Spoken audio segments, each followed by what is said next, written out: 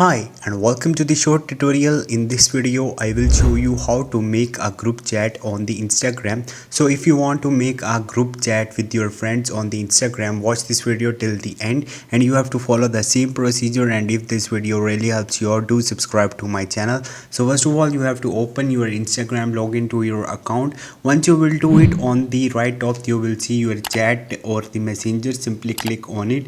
Now you are in your messenger.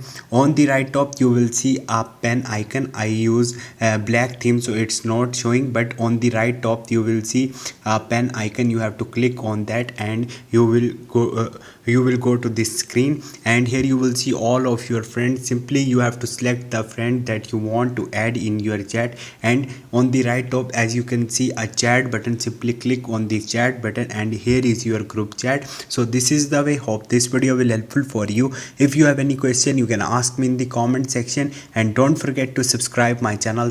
Thank you.